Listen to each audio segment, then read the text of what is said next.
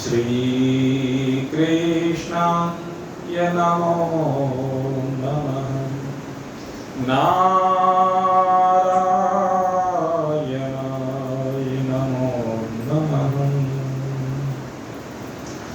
गोविन्दाय नमो नमः। श्रीयान्द्रव्यम्यायज्ञः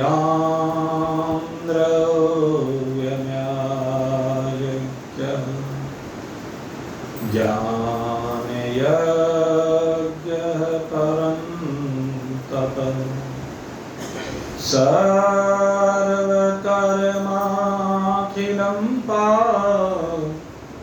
ज्ञाने परिसमाप्यते।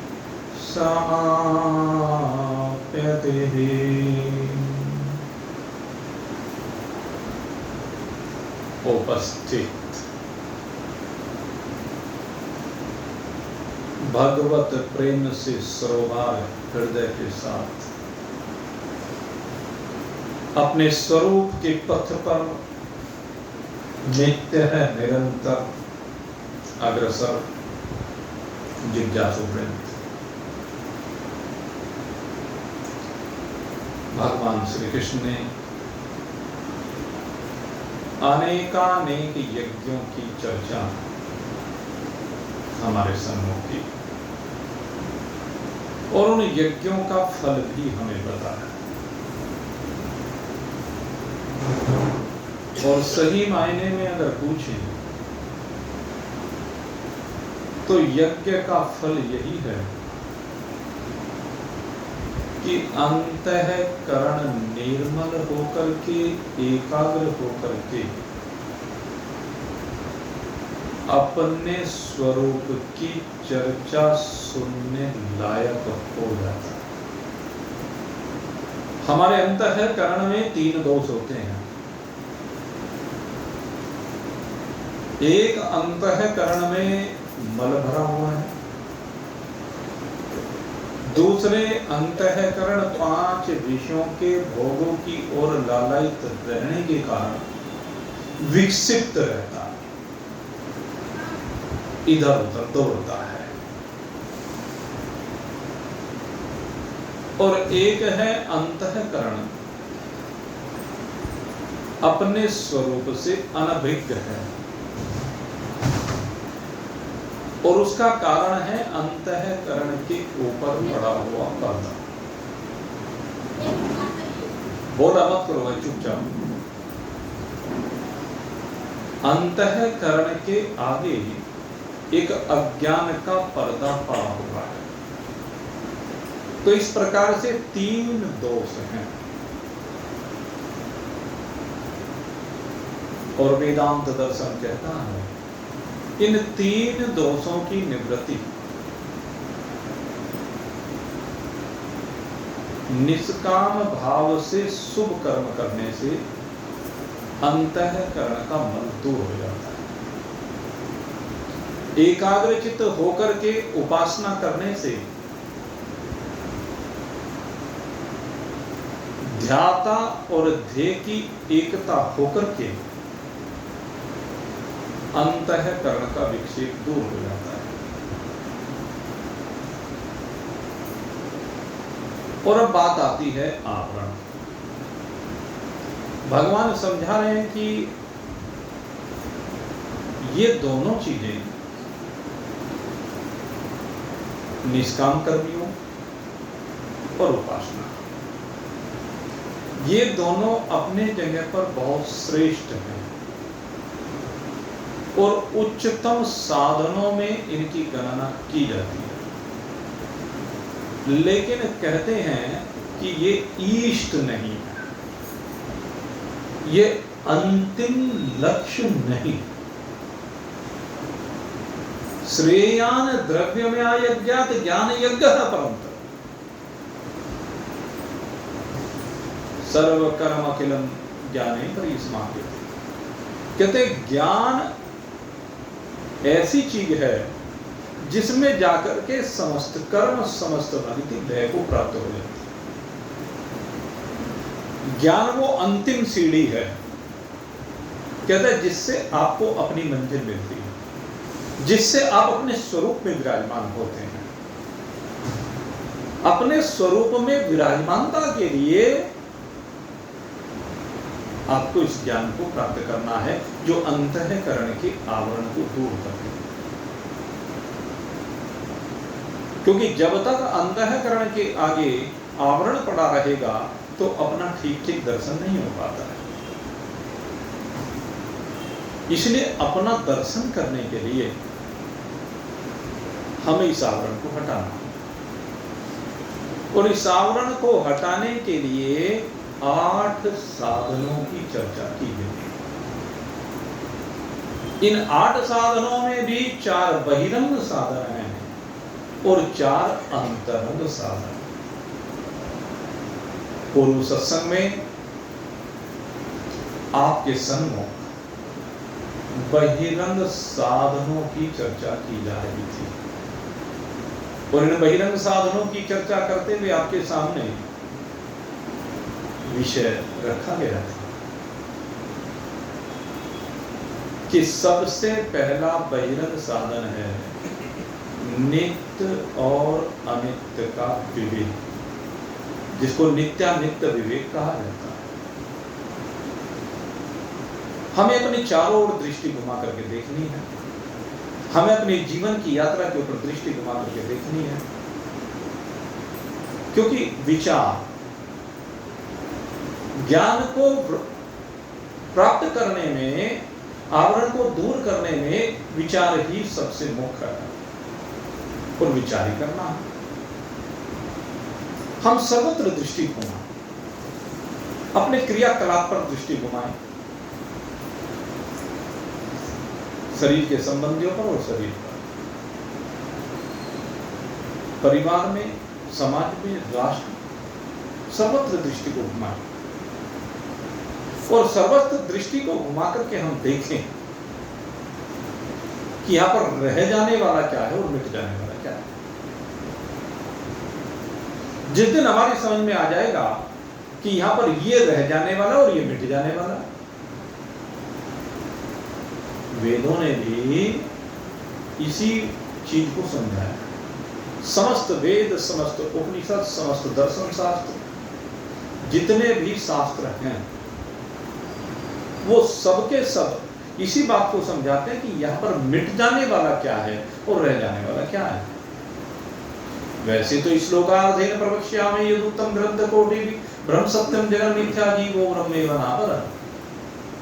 आधे श्लोक में वह वास्तविकता बतलाई गई है कि ब्रह्म सत्य है और बाकी सब कुछ मिथ्या है। अर्थात रह जाने वाला जो तत्व है वह केवल ब्रह्म है और मिट जाने वाला जो है वो सब कुछ। गो गोचर जहां लगी मन जाग, हमारे गुरुदेव का कहने इंद्रिया और इंद्रियों के विषय, इंद्रियों के चरागाह स्थल ये विषय ही है भाई। जहां जाकर के इंद्रियां चरण करती हैं, विषयों को ही तो चरती हैं, इन विषयों को तो भोग लगाती हैं। चरण स्थल, चरागाह किसे कहते हैं? जो भोग स्थल, जहां पर ये इंद्रियां जाती हैं, भोग लगाती हैं, शब्द स्पर्श रूप रस गंध का। तो शब्द स्पर्श रूप रस गंध इन इंद्रियों की चरागाह है। तो ये इंद्रियां कहते हैं इनकी पहुंच कहां तक है? कहते हैं विषयों तक है। इनकी पहुंच ही विषय तक है, शब्द स्पर्श रूप रस गंध।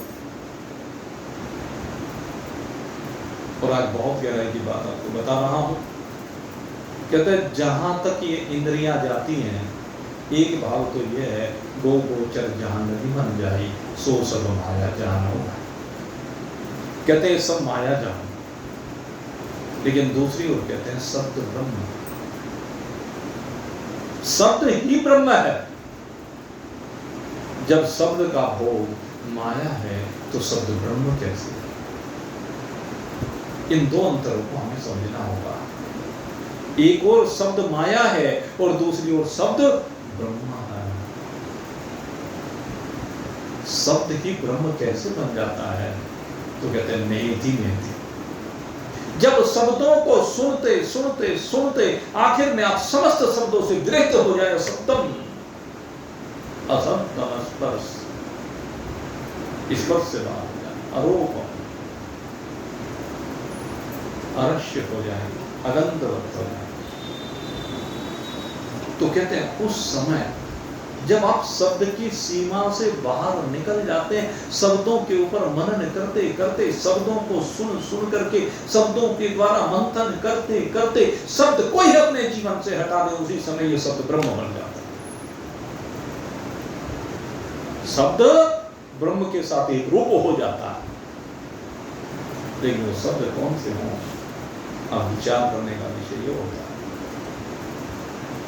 शब्द पहले विषय रूप में रहते हैं और विषय के बाद फिर साधन बनते हैं परमात्मा प्राप्ति के लिए, और फिर वो जो साधन बनते हैं वो सब शब्द जो साधन रूपा शब्द हैं वो सब के सब लय हो जाते हैं। भस्मांतम शब्द, एक तत्व तो भस्मांतम शरीर है कहा गया, लेकिन मैं कह रहा हूं भस्मांतम शब्द, ये शब्द भी जहां जाकर भस्म रह जाते हैं। और कैसे भस्म रह जाती है, कहते हैं वो भस्म जो शरीर के जलने पर रहती है वहां तो राख भी रहती है, लेकिन ये शब्द की भस्म ऐसी होती है, कहते हैं भाई इसमें राख भी शेष नहीं रहती है। मैं बिरहन ऐसी जरी कोयला रही नरा, लकड़ी जल कोला भई, कोला भल कोला जल भैरा, मैं बिरहन ऐसी जली कोला रही नरा। तो इस शब्द की भस्म में क्या रहता, कहते हैं न कोयला रहता न राख रहती। क्या रहता है, कहते जो तू है सो रहता है। और तू कौन है, कहता है हम ब्रह्मास्मि, मैं ब्रह्म हूं। तो मैं ब्रह्म रूप से रह जाता हूं जो शब्द की सीमा से परे है। शब्दातीत है, स्पर्शातीत है, रूपातीत है, गंधातीत है, रसातीत है। ये मेरी वास्तविकता है। इस वास्तविकता में हमें विराजमान होना है। इस वास्तविकता में कोई कोई बिरला विराजमान हो सकता है। इसी वास्तविकता में विराजमान होने के लिए कहा गया है ज्ञान यज्ञ परम तप। हे परम तप अर्जुन, तू ज्ञान की शरण में आ। ज्ञान की शरण में कोई कोई बिरला आ पाता है। ये वेदों का जो ज्ञान है ना, ये कोई सामान्य ज्ञान नहीं है। कहते हैं और जितने भी ज्ञान है ना, और ज्ञान सब ज्ञान डी, ब्रह्म ज्ञान सो ज्ञान। कहते और सारे ज्ञान तो ज्ञान डी है, ज्ञान की छाया है। ज्ञान तो एक ब्रह्म ज्ञान है, बाकी तो सब खेल हो रहे हैं, तमाशे हो रहे हैं। कथाओं के नाम पर भी तमाशे ही आपको देखने को मिलेंगे। सब्जी मंडी जैसा हाल है, किचकिच हो रही है। मेरे मित्रों, वो जो कुछ हो रहा है वो खेल के अलावा है क्या? जरा चिंतन करके देखिए, धक्के खाने के अलावा वहां होता क्या है? आप चिंतन करके देखिए। कहते हैं बस जहां ब्रह्म ज्ञान की चर्चा है, ज्ञान तो वही है, बाकी तो सब खेल है। संसार में जैसे घर में खेल रही हो बाल बच्चों के साथ, ऐसे ही वहां जाकर के थोड़ी देर के लिए खेल आते हो, थोड़ा सा नाच लेते हो, गा लेते हो, लेकिन उससे अपने स्वरूप का बोध होने वाला नहीं है। स्वरूप का बोध तो केवल जिसको वेदों का दिव्य ज्ञान श्रवण करने के लिए मिल जाए, मेरे मित्रों, उसी को हो सकता है। और ये वेदों का ज्ञान कोई कोई महान पुरुष होता है, कोई कोई स्तर होता है जहां पर ये वेदों के नकारे लगते हैं। जहां पर वेदों का डिम डिम घोष होता है, ढोल बजते हैं वेदों के। भाग्यवान है आप जो आपको वेदों का ज्ञान सुनने को मिल रहा है। ये भगवान की असीम कृपा है, क्योंकि आत्मज्ञान यूं ही किसी की रुचि होती है, कैसी है, संसार की रुचि विश्व के ज्ञान में होती है, आत्मज्ञान में नहीं। ये तो भगवान ने आपके अंदर जिज्ञासा उत्पन्न की है, जिसके बाद आप चल पड़े हैं। आपके मन में प्रेरणा हुई और आप चल पड़े हैं। हमारे गुरुदेव जागृत किया करते थे भक्तों को, जिज्ञासुओं को कहा करते थे, चल आत्मज्ञान के सुनने को, चल आत्मज्ञान के सुनने को, वेदों का बजा नकारा। चल आत्मज्ञान के सुनने को, वेदों का बजा नकारा। जो भाग्यवान है चले गए, जो भाग्यवान है चले गए, बनता वहाँ काम हमारा। जो भाग्यवान है चले गए, बनता वहाँ काम हमारा है। चल आत्मज्ञान के सुनने को, वेदों का बजा नकारा है। अरे नकारा बजा है, डिम डिम घोष हो रहा है, सूचना भेजी गई है कि सत्संग हो रहा है ब्रह्म ज्ञान का, इसलिए चल। नादान ना पर उठ सैया से, आलस में पड़ा हुआ है, प्रमादी होकर के सो रहा है। ये मनुष्य तन तुझे सोने के लिए नहीं मिला है, ये जागने के लिए मिला है। इसलिए नादान ना पर उठ सैया से, कह दे अपनी तू मैया से, और यूं कह दे निज भैया से, और सारथ राम तुम्हारा है। और यूं कह दे निज भैया से, पुरुषार्थ नाम तुम्हारा है। पुरुषार्थ राम तुम्हारा है। चल आत्मज्ञान के सुनने को, वेदों का बजा नकारा है। अपनी संगनी को संग लेकर आजा सत्संग में मन देकर। अकेला नहीं, कहते मिलजुल करके इकट्ठे एक साथ साथ चलो। गाड़ी के दोनों पहियों को साथ साथ चलना चाहिए, प्रेरित करना चाहिए एक दूसरे को। अपनी संगनी को संग लेकर आजा सत्संग में मन देकर। भव सागर नैया तू खेकर, भव सागर नैया तू खेकर, पाएगा आत्म किनारा है।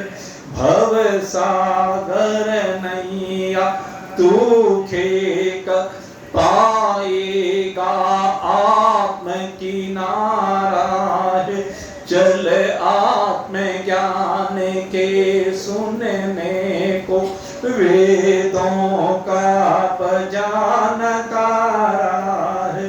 चल आत्मज्ञान के सुनने को, वेदों का बजा नकारा है। इस तन का है उपयोग यही। बड़ा भाग्यवान उस तन का, बड़े भाग्य से मानव का तन मिला है। साधन दाम मोची करी द्वार, किसमें उपयोग है? कहते हैं मोक्ष का खुला हुआ द्वार जो मिला है उसमें घुसने के लिए मिला है। इसलिए मेरे मित्र, इस तन का है उपयोग यही सच्ची करनी का भोग यही इस तन का है उपयोग यही सच्ची करनी का भोग यही दुख तारण ज्ञान का योग यही दुख तारण ज्ञान का योग यही बाकी साधन निस्सारा है।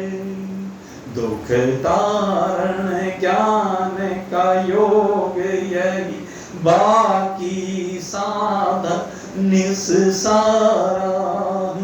चल आपने ज्ञान के सुनने को वेदों का बजा नकारा है। चल आपने ज्ञान के सुनने को वेदों का बजा नकारा है। और वेद क्या नकारा बजा रहे हैं? सोहम सोहम सोहम, तू वही है, तू वही है। अरे अब तक अपने को जीव समझने वाले, तेरी वास्तविकता परमात्मा है। तेरी वास्तविकता परमात्मा से भिन्न कुछ नहीं है। हम सबकी वास्तविकता एक परमात्मा ही है। उस परमात्मा को ही हमें समझना है। इसलिए सोहम कोई एक शब्द नहीं है, कोई एक जाप नहीं है। लोग माला पे जप रहे हैं सोहम सोहम सोहम, कहते हैं इससे काम चलने वाला नहीं है। इसको समझने से काम चलेगा, विचार करने से काम चलेगा। सोहम, तू वही है, तू वही है, मैं वही हूँ। जो वो है सो तू है। सोहम क्या है? कुछ जाप नहीं। सोहम क्या है? कुछ जाप नहीं। मैं वह कहना कुछ पाप नहीं। सोहम क्या है? कुछ जाप नहीं। मैं वह कहना कुछ पाप नहीं। ले समझ ब्रह्म तू ताप नहीं। ले समझ ब्रह्म तू ताप नहीं। वेदों ने नाद उचारा है। ले समझ ब्रह्म तू ताप नहीं। वेदों ने नाद उचारा है। चल आप में ज्ञान के सुनने को वेदों का बजा नकारा है। जो भाग्यवान है चले गए, बनता वहाँ काम हमारा है। जो भाग्यवान है चले गए, बनता वहाँ काम हमारा है। चल आप में ज्ञान के सुनने को वेदों का बजा नकारा है। वेदों का बजा नकारा है। जी हाँ, ये ज्ञान का पथ ऐसा है जहाँ वेदों का नकारा बजता है। और जब वेदों का नकारा बजता है तो वेदों के नकारी के बजने पर समस्त कल्पित माया का खेल लय को प्राप्त हो जाता है। समस्त संसार ज्ञान की अग्नि में जल करके भस्म हो जाता है। और फिर रह जाता है वो जिसको कोई शस्त्र काट नहीं सकता, जिसको कोई अग्नि जला नहीं सकती, किसको कोई जल गीला नहीं कर सकता, जिसको कोई वायु सुखा नहीं सकती।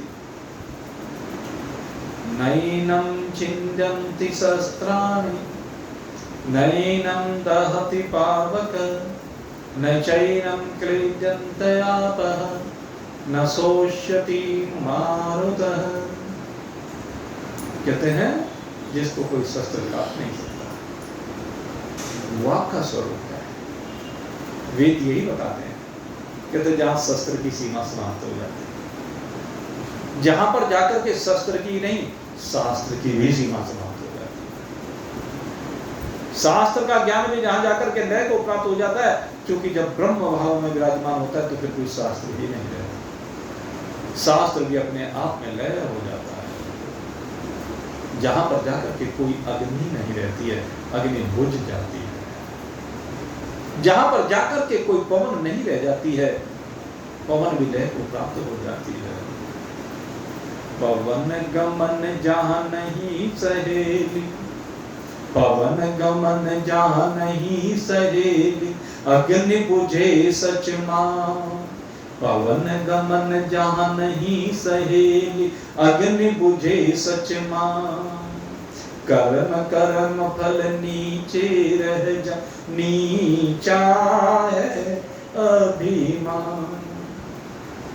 कहते हैं सब नीचे रह जाते, पीछे रह जाते हैं, समाप्त हो जाते हैं, लय हो जाते हैं, दग्ध हो जाते हैं। यह सबकी वास्तविकता। अग्नि, जल, वायु, आकाश, पृथ्वी सब आप में लय हो जाते हैं, सारे शरीर आप में लय हो जाते हैं। सर्व कर्म अखिलम ज्ञाने पर समाप्त। ये ज्ञान ऐसी चीज है जिसमें सब कुछ का लय हो जाता है। ज्ञान की अग्नि ऐसी तो सब कुछ को जला करके भस्म कर देता है, कोई कर्म शेष नहीं रहता, न प्रारब्ध रहता है, न क्रियमान रहता है, न संचित रहता है, सब लय को प्राप्त हो जाता है। इसी ज्ञान की शरण को ज्ञान करना, ज्ञान शरणम प्रपत्ति, ज्ञान की शरण को प्राप्त हो जाए।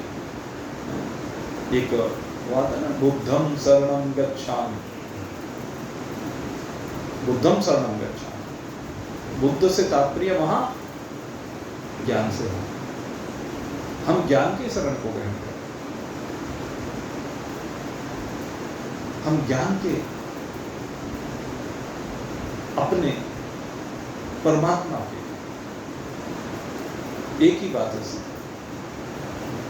छत्र छाया में आकर के बस उस रूप ही हो जाए। ज्ञान ही आपका स्वरूप है, जिसको चित्त रूप से कहा गया। ज्ञान माने चैतन्य, ज्ञान माने प्रकाशकता, ज्ञान माने ज्योतिर्मयता, ज्ञान माने आप। तो इस ज्ञान को प्राप्त करने के लिए अष्टांग सूत्र दिए गए, 4 बहिरंग साधन, 4 अंतरंग साधन। और पहली चर्चा नित्य नित्य विवेक की हो रही थी। गो गोचर जहां लगी मन जाई, सो समाया जाना।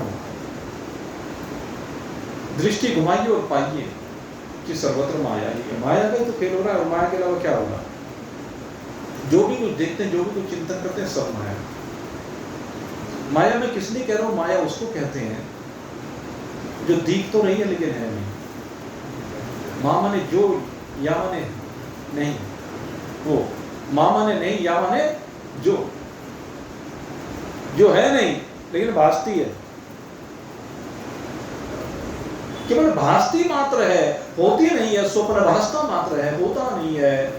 रज्जु में सर्प भासता है, होता नहीं है। आकाश में नीलता भासती है, होता नहीं है। रेत में जल होता नहीं है, भासता है। सस्रिंग होता नहीं है, भासता है। तो उसी प्रकार से मेरे मित्रों, ये माया है नहीं, केवल भास रही है।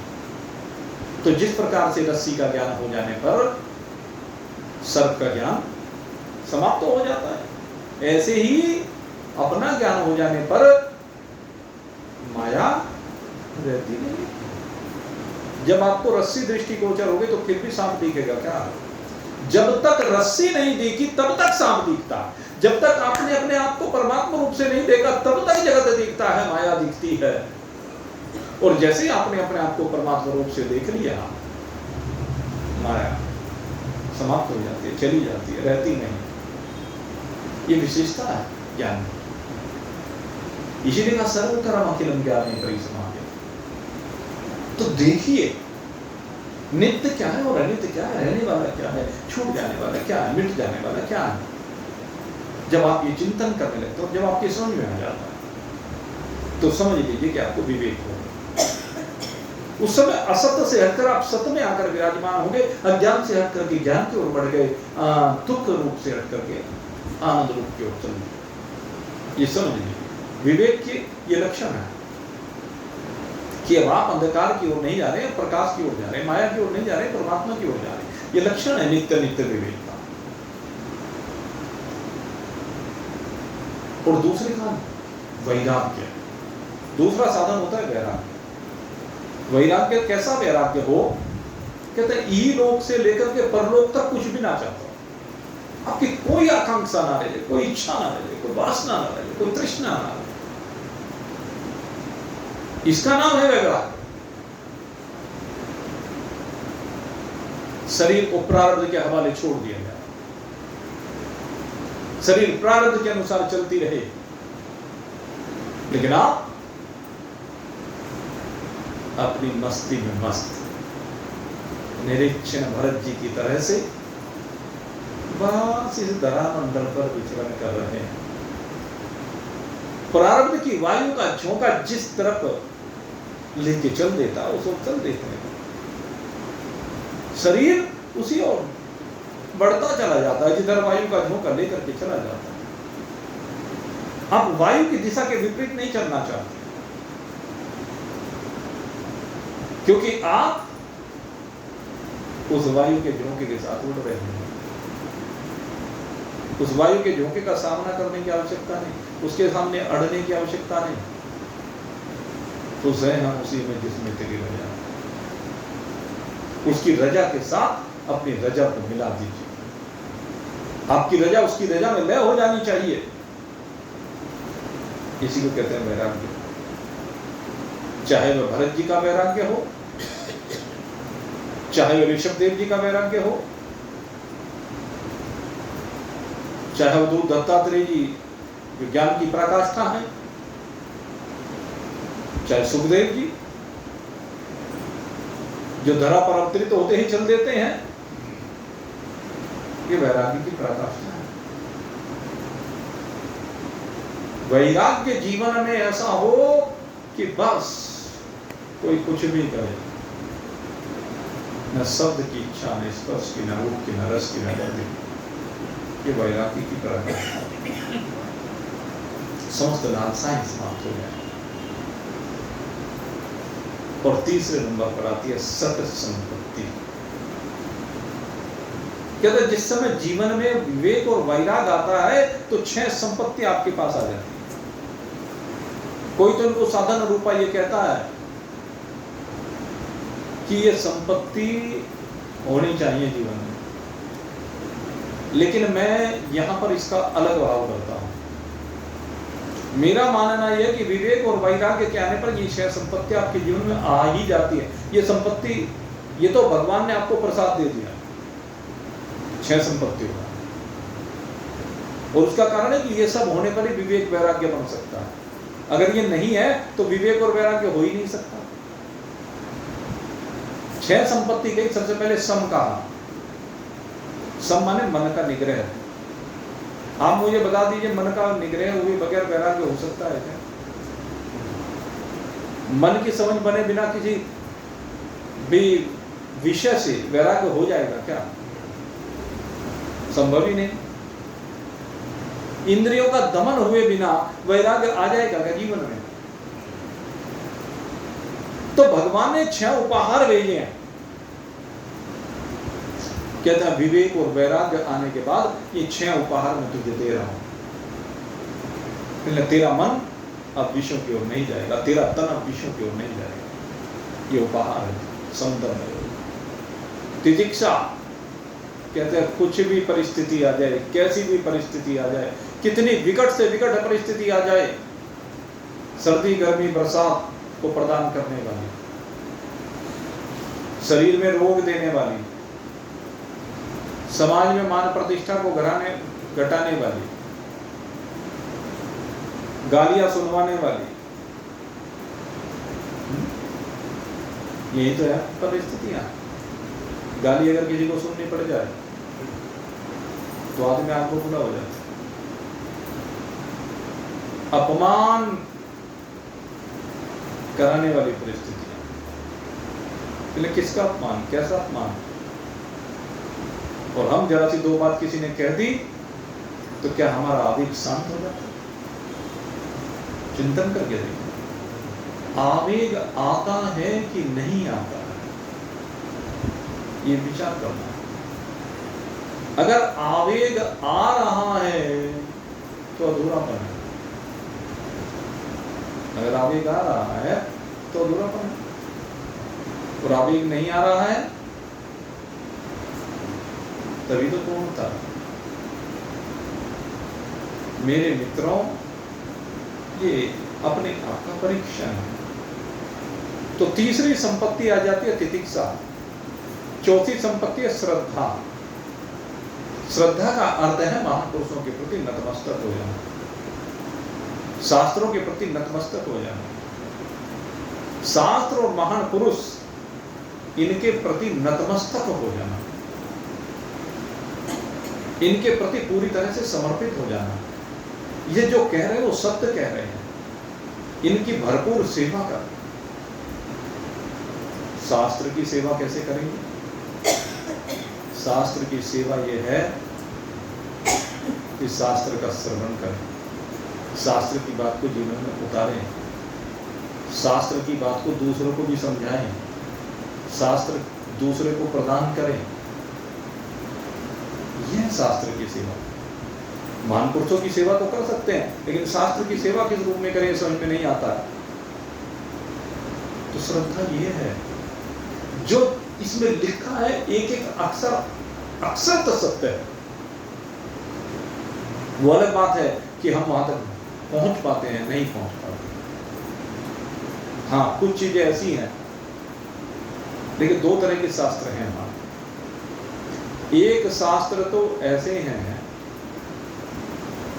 जो त्रिकाल अबाध्य है, आपको बताएं।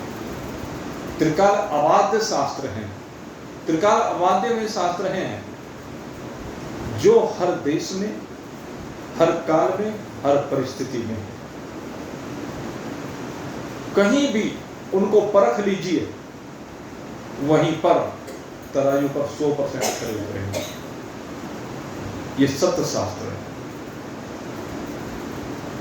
वेदों का जो ज्ञान है, और उसमें विशेष रूप से जो उपनिषदों का ज्ञान है, गीता जी का ज्ञान है, दुनिया में जाकर के कहीं परख लीजिए, और कभी से कभी तक परख लेना, किसी की हिम्मत नहीं कि उंगली उठा। एक दूसरे शास्त्र हैं जो सामयिक रूप से लिखे जाते हैं। सामयिक रूप से मतलब मान लीजिए आज की जो परिस्थितियां हैं, आज की परिस्थितियों को देख करके लिखे गए, उनका आधार तो वही है, मूल शास्त्र ही उनका आधार है, लेकिन उसमें वर्तमान की परिस्थितियों को भी जोड़ दिया गया। वर्तमान की देशकाल परिस्थितियों को देख करके उनके आधार पर कुछ चर्चाएं उनकी कर दी हुई हैं। लेकिन संसार परिवर्तनशील है, और परिवर्तनशील संसार में जो परिस्थितियां आज हैं वो 10 साल बाद नहीं रहेंगी, 20 साल बाद नहीं रहेंगी, 50 साल 100 साल के बाद नहीं रहेंगी, और 1500 साल के बाद तो बिल्कुल ही परिवर्तित हो जाएंगी। और उन परिस्थितियों को देखते हुए आज की परिस्थिति में सामयिक रूप से लिखी गई बातें उस समय ये लगने लगती है कि ये क्या लिख दिया। तो हमें दिमाग को 500 साल 1000 साल पहले ले जाना पड़ेगा, उन परिस्थितियों में ले जाना पड़ेगा उस शास्त्र को समझने के लिए। आज की तराजू पर उस समय की तराजू को नहीं रखा जा सकता। उस समय की जो तराजू थे, उस समय की तराजू के अनुसार वो बिल्कुल सही है, लेकिन आज की तराजू के अनुसार अब उनमें परिवर्तन आ गया है परिस्थितियों में। तो ऐसे जो ऐतिहासिक शास्त्र होते हैं जिनमें सामयिक घटनाओं का वर्णन होता है, सामयिक काल का वर्णन होता है, सामयिक धर्म का वर्णन होता है, सामयिक परोपकार का वर्णन होता है, सामयिक जो भी परिस्थितियां उनका वर्णन होता है, तो उनको आज के परिप्रेक्ष्य में नहीं परखा जा सकता। तो कहते हैं उनके पास, उनके प्रति केवल श्रद्धान्वित होना चाहिए। वे चीजें आज जीवन में नहीं उतारी जा सकती। कभी घोड़े पर बैठकर की यात्रा की जाती थी, आज कोई घोड़े पर बैठकर की यात्रा नहीं करता।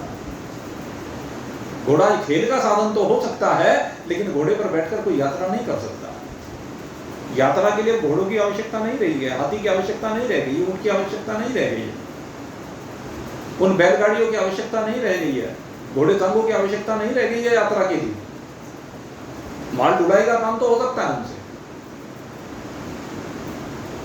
अब तो मोटर का युग है, और मोटर का युग होने से रेलगाड़ी में, मोटर कार में, और इससे आगे की मैं बात करूं तो हवाई जहाज। अगर यदि कोई आज के परिस्थिति के अनुसार इन चीजों का वर्णन करे तो क्या कहेगा कि भाई गाड़ी है बहुत बढ़िया।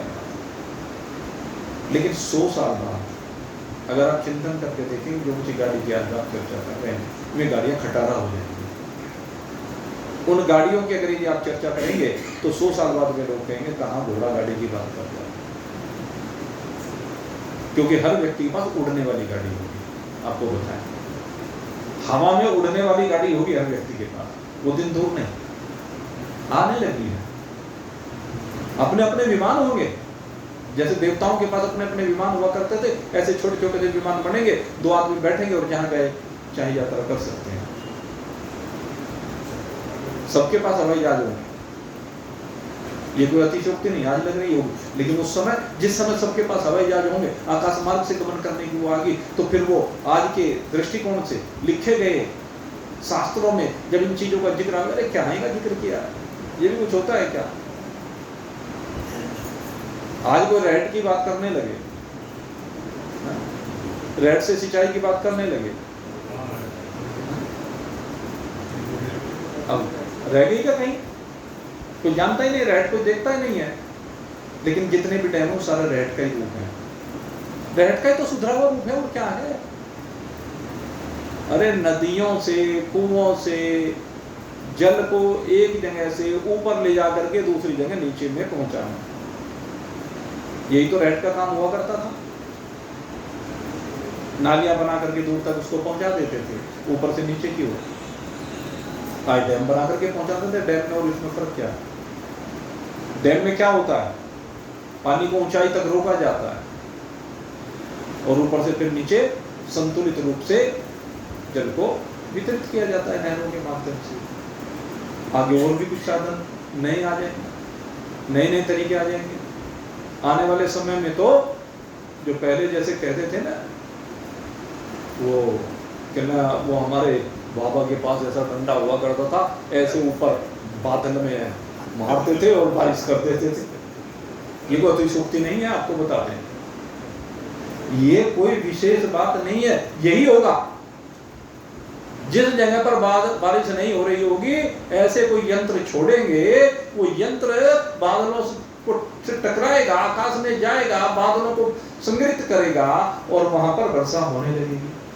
आर्टिफिशियल वर्षा इसी को कहते हैं, ये होने लगी है, होने लगी है।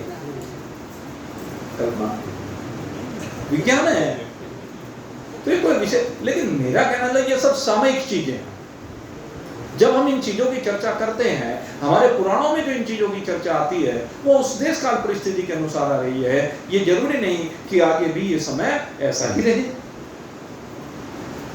तो ये समय के साथ बदल जाते हैं शास्त्र, लेकिन उनके प्रति हमारी श्रद्धा होनी चाहिए। उनके ऊपर उंगलियां उठाना ये बेवकूफी है। आज के समय में ये बेवकूफी करने वाले ये जो राजनेता लोग हैं, ये धर्म की मर्यादा का हनन करते हुए अपनी राजनीति में इन्होंने धर्म का हनन किया, और ये धर्म का हनन करते हुए अनर्गल बातें करते हैं। अरे जो बातें उस समय कही गई, उस समय जो शास्त्रों में और बात लिखी है, वो तो तुझे समझ में नहीं आई कि जथा लाभ संतोषा सपनऊ नहीं देखे परतोषा। ये तो तेरी समझ में नहीं आता। तेरी समझ में ढोल गवार सूत्र पशु नारी आ रहा है,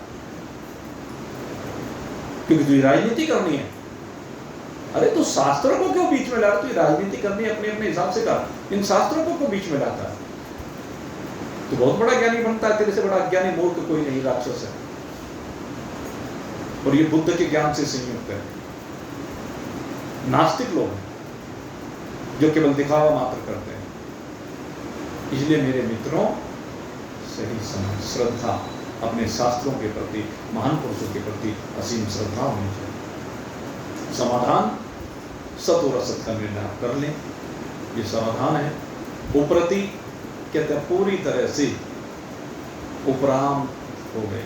वैराग्य का ही दूसरा रूप प्रति। तो इस प्रकार से 6 संपत्ति आपके जीवन में आ जाती है। इन 6 संपत्ति को मिलाकर के एक साधन कहा गया। इस प्रकार से 3 साधनों की चर्चा आपके सम्मुख हो चुकी है। चौथा साधन है मुमुक्षुता, और ये मुमुक्षुता जो चौथा साधन है, अब भाई समय तो अपनी गति से आगे बढ़ता है, तो इसलिए आज तो यहीं तक इस प्रसाद को ग्रहण कर लीजिए। मुमुक्षुता की चर्चा कल आपके सामने करेंगे, और ज्ञान के फिर 4 अंतरंग साधन हैं, उनकी चर्चा भी कल प्रारंभ करेंगे। आज यहीं पर इस सत्संग को विश्राम दे रहे हैं, और 2 सूचनाएं आपको दे दें। 2 क्या, एक ही है सूचना, तो एक की 2 बन जाएंगे। परसों माता अन्नपूर्णा का प्रसाद पहले 12 बजे लाला जी की दुकान पर, और फिर यहाँ पर परसों रात्रि में हम सभी लोग माता अमृतानंदमयी का अवतरण दिवस मना रहे हैं। वो लोग भी आएंगे अच्छे उत्सव के रूप में। परसों हम लोग उनको अपने श्रद्धा सुमन समर्पित करेंगे, उनके प्रति अपने हृदय की भावनाओं का प्रकटन करेंगे। ये जो माता अमृतानंदमयी ट्रस्ट है, उस संस्था के सौजन्य से कार्य होगा। तो परसों फिर यहाँ रात्रि में आधा घंटे का समय बढ़ाकर रखा गया है। 15 मिनट आगे 15 मिनट पीछे, बस वही है। 7:30 बजे से पूर्ण होगा। जो हमारा सत्संग का कार्यक्रम है 15 मिनट पहले और 15 मिनट बाद में चलेगा, 1.5 घंटा चलेगा परसों। और उसके बाद सबके लिए प्रसाद की व्यवस्था है। और आइए आप सभी लोग सहपरिवार सारा निमंत्रित हैं। यहीं पर आज के सत्संग को विश्राम दे रहा हूँ। बोलिए सच्चिदानंद भगवान की, और मुकुटबंद श्यावर रामचंद्र भगवान, उमापति महा पवन सुत, बोलो भाई, बोलो भाई, जय